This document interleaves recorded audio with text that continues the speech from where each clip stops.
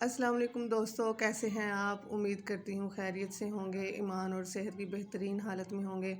अल्लाह ताला आपकी तरफ बढ़ने वाले हर शर को खैर आफियत में बदले, आमीन सुम्मा आमीन। और कैसे हैं आज आप लोगों ने क्या बनाना है? मैं भी ये सोच में पड़ गई, तो आज तो कुछ बनाने को दिल नहीं कर रहा था, तो सोचा क्यों ना साग को ही गर्म कर लिया जाए। तो हम लोगों ने तो साग को फ्रीज़ किया हुआ था, तो मैंने उसी को निकाला बाहर और उसको रख दिया ताकि उसकी जो बर्फ़ उसमें बनी है वो सारी मेल्ट हो जाए। तो फिर भी अभी उसमें बर्फ़ थी, तो मैंने कहा चलो इसको करते, जब तक होना है तो तब तक मैं अपना बाकी काम निपटा लेती हूँ। तो ये तो हमारी ज़िंदगी का सबसे बड़ा मसला है ना कि क्या बनाया जाए, क्या बनाया जाए। तो आप लोग मुझे कमेंट बॉक्स में ज़रूर बताइएगा कि आप लोगों ने आज क्या बनाया है, कि क्या सोचा था ये बनाना लेकिन फिर उसको नहीं बनाया और फिर कोई दूसरी चीज़ बनाई। तो मैंने क्या किया, मैंने आग जलाई और सबसे पहले मैंने उसमें घी को गर्म करने के लिए रख दिया। अब मेरा घी जब अच्छे से गर्म हो जाएगा तो मैं अपने बाकी सारी चीज़ें इसमें डालूँगी।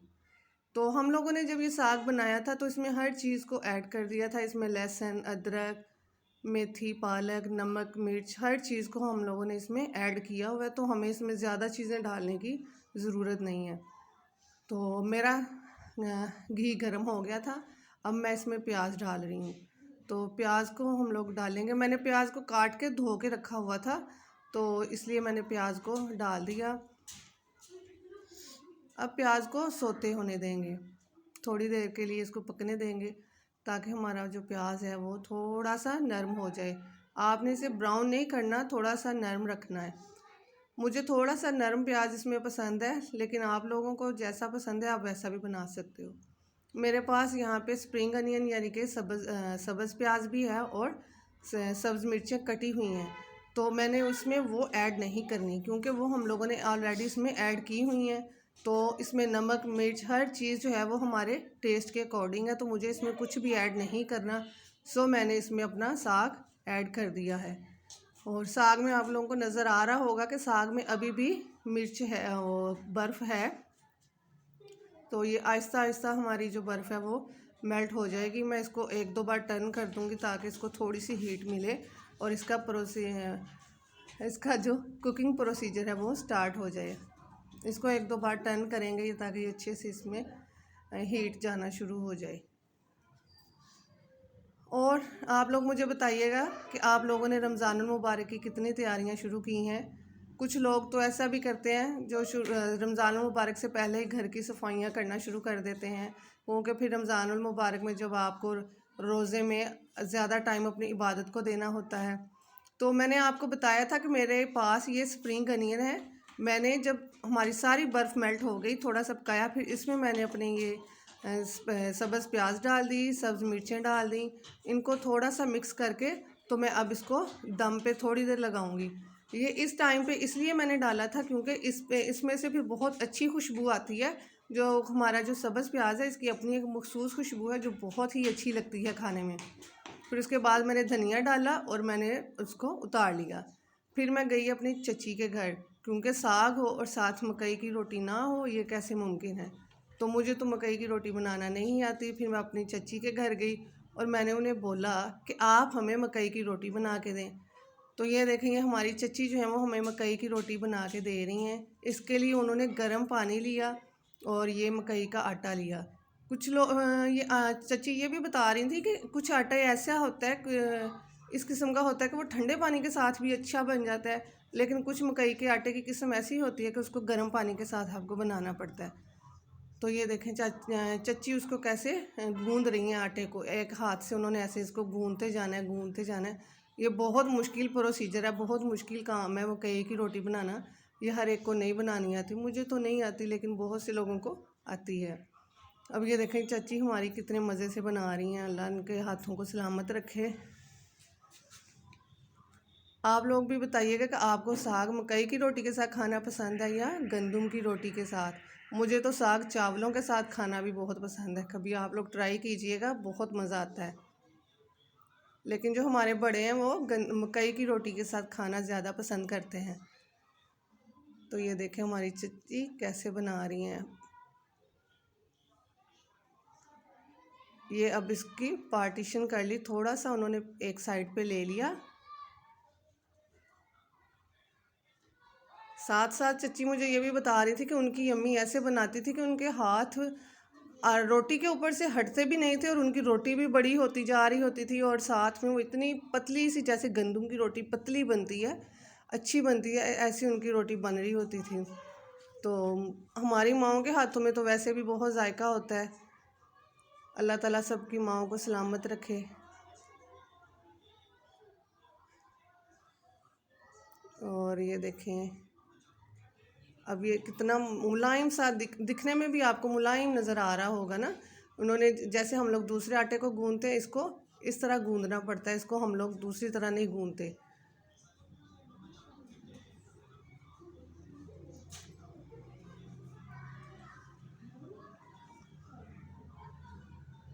और गाइस, आप लोग मुझे ये बताएं कि आपके घर में बच्चे जो हैं वो साग और मकई की रोटी खाना पसंद करते हैं या नहीं।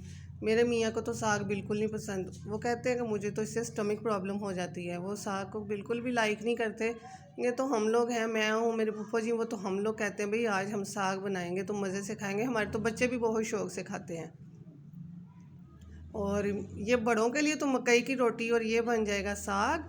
और अपने लिए मैं थोड़े से चावल जो हैं उनको ज़रूर बॉयल करूँगी और चावलों के साथ खाऊँगी। और ये देखें, ये अब चच्ची जो हैं वो उसमें थोड़ा सा उनको लग रहा था कि अब इसको थोड़ा सा और गूंदना पड़ेगा, तो वो उसको गूंदती जा रही हैं। ये जो आपको साया नज़र आ रहा है, ये मेरी छोटी बेटी जन्नत का है। वो मेरे साथ साथ थी चच्ची के घर, कह रही थी अम्मी क्या कर ले हो, अम्मी क्या कर ले हो। और ये हम लोग तो परात में आटा गूंदते हैं, जिसमें ये चच्ची गूंद रही है इसको पंजाबी में कहते हैं कनाली। तो पहली माएँ जो हैं या पहली औरतें जो थी वो गांव में ज़्यादातर इसी को यूज़ करती थी। ये देखें, ये जन्नत कैसे बैठी है जैसे सीख रही हो। अब ये चच्ची ने इसका पेड़ा बनाया और ये देखें वो आहिस्ता आहिस्ता आहिस्ता आहिस्ता इसको बनाती जा रही हैं। आप चच्ची की हाथों की मूवमेंट को देखें कि वो कैसे उनकी मूवमेंट हो रही है और वो कैसे अच्छे से इसको रोटी को बनाएंगी। आप लोगों ने कभी ट्राई की है? बहुत से लोगों ने की होगी। इंशाल्लाह मैं भी बहुत जल्द ट्राई करूँगी। बस मेरे हाथों का थोड़ा सा प्रॉब्लम है, वो ठीक हो जाए तो मैं ज़रूर ट्राई करूँगी इंशाल्लाह ताला।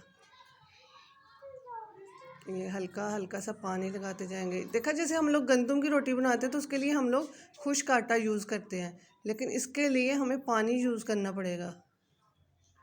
पानी के साथ ये चिपकता ही नहीं है। लेकिन अगर गंदम की रोटी बनाए तो वो गंदम की रोटी बनाते वक्त हमारे हाथ गीले हो जाए तो रोटी चिपकना शुरू हो जाती है। और ये देखें, ये हमारी रोटी जो है वो बड़ी होती जा रही है, दिखने में भी पतली नज़र आ रही है, अच्छी और पतली नज़र आ रही है। ये देखें, ये हमारी पंजाबी चंगेर, लेकिन पंजाबी में इसको छाबा भी बोलते हैं, उर्दू में इसको चंगेर बोलते हैं। तो ये साग और लस्सी और ये मकई की रोटी और मक्खन, ये हमारा पंजाबी कल्चर है। तो चच्ची ने कहा तो अगर कल्चर ही है तो फिर हम लोग अपनी चंगेर भी वैसे ही यूज़ करेंगे। तो ये हमारी चंगेर भी आ गई और ये हमारी रोटी भी बनने के आसपास ही है। ये देखें, ये चच्ची ने रोटी को बनाया और रख दिया। अब दूसरी रोटी की तैयारी हो रही है। इसी तरह इनको बना के रख लेंगी और फिर बारी बारी इनको तवे पे डालेंगी और पका के उतारती जाएंगी। मकई की रोटी का एक और भी तरीका है। आप इसमें मेथी, प्याज, नमक, मिर्च, हल्दी, ज़ीरा और सूखा धनिया, सब्ज़ धनिया डाल के बनाएं तो वो भी बहुत मज़े की बनती है। वो भी कभी ज़रूर ट्राई कीजिएगा। इंशाल्लाह ताला अगर मौका मिलेगा तो मैं वो भी आप लोगों को दिखाऊंगी। और गाइस, ये मेरा जो चैनल है सनियाज़ लाइफ, ये मेरा चैनल है डेली व्लॉगिंग पे। तो अभी मेरी कुछ तबीयत ज़्यादा ख़राब है, ये आपको शायद मेरी आवाज़ से भी पता चल रहा होगा। तो अभी मैं मैनेज नहीं कर पा रही अपनी डेली रूटीन को। तो जैसे जैसे इंशाल्लाह ताला मेरी तबीयत कुछ बेहतर होगी तो मैं ज़रूर अपनी जो डेली व्लॉगिंग है वो लेके आऊँगी।